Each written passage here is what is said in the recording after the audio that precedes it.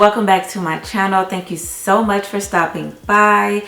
If this is your first time here on this channel, thank you so much for coming, clicking on this video. I appreciate you so much.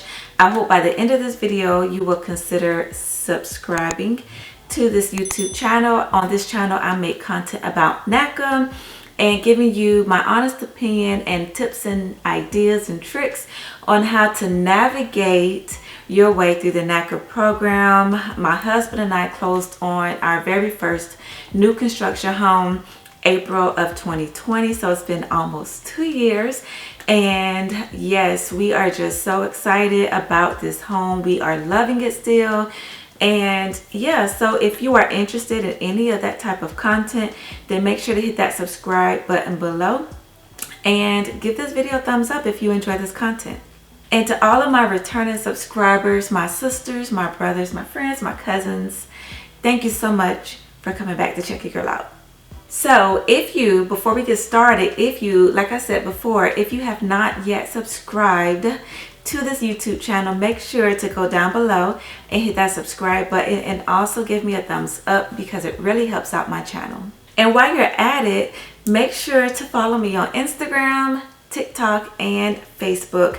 I will leave the links down below in the description box so you can click on it and go straight to the page and give me a follow, say hey or something, you know.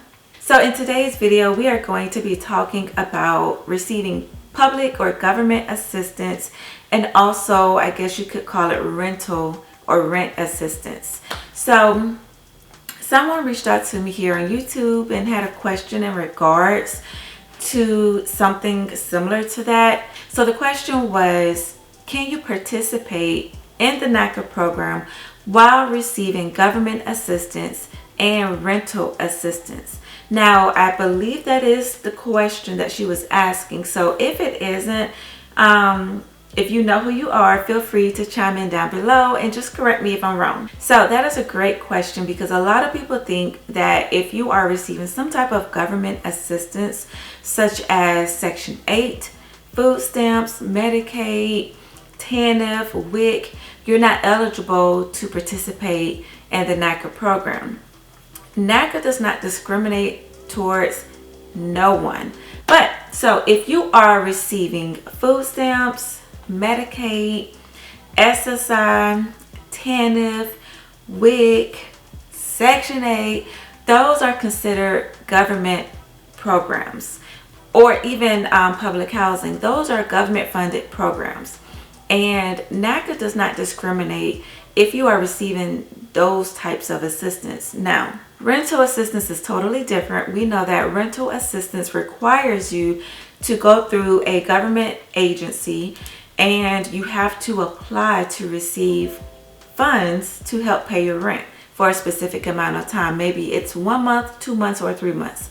And so if you are receiving assistance and paying your rent, I don't know if you will be eligible at that particular time to participate with Naca, because we know that with Naca requires you to have made at least 12 consecutive on-time rent payments to whoever your landlord is. So if you are receiving rental assistance, then that kind of throws up a red flag that you may not be able to pay your mortgage at this particular time.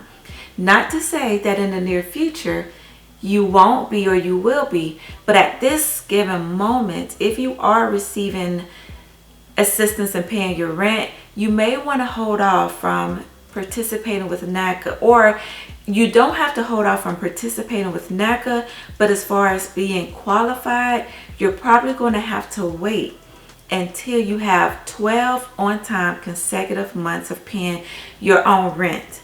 And when I say your own rent, that means that you are paying your rent, whether it be $900, $1,000, or $500.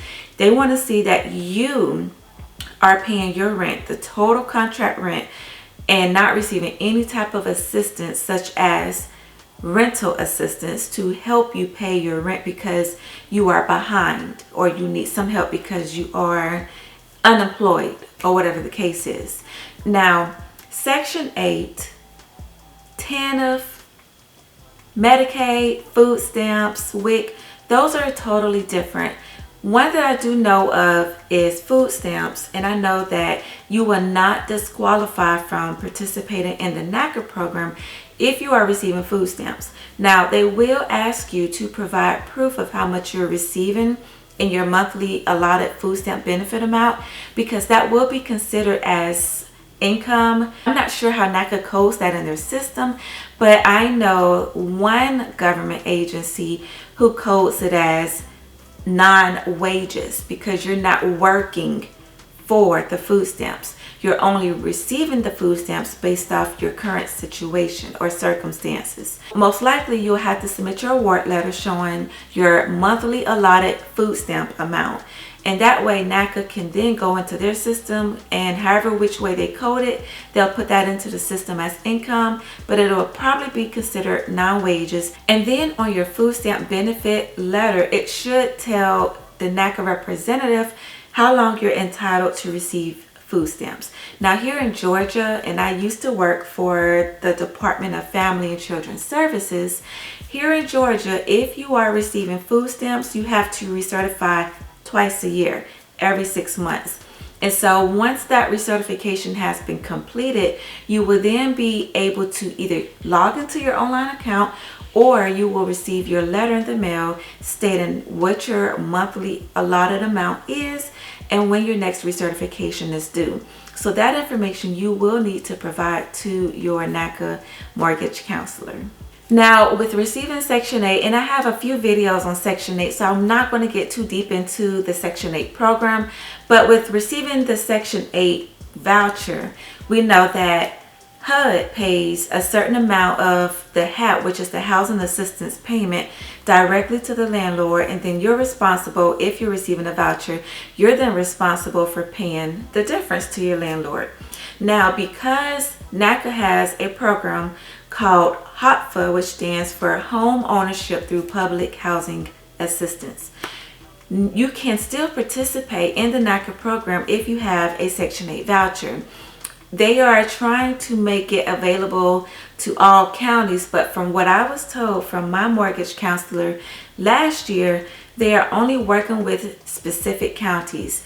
I believe that Naca is trying to make sure that those who hold a Section 8 voucher, you are able and eligible to participate in the HOPFA program, because to be honest, being without a mortgage in 10 to 15 years, once you are approved and you move in and you start paying your mortgage, that is excellent, because who doesn't want to own your home in 10 to 15 years less than anybody else who doesn't have a voucher?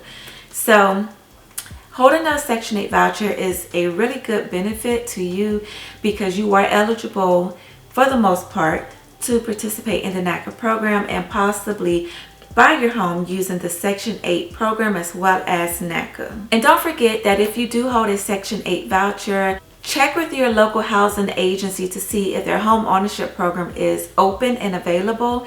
I know that the one here in Georgia, theirs is currently closed, and it has been closed for a while now, but you want to keep checking, because if you are at a certain point where you know that you are home ownership ready and you've been paying your rent for more than 12 consecutive months and on time, and you have held down a job for more than 2 years, you are definitely home ownership ready and could participate in the Naca program. So I would definitely, if you hold a Section 8 voucher, check with your local housing authority and see if their home ownership program is open and when and how you can sign up.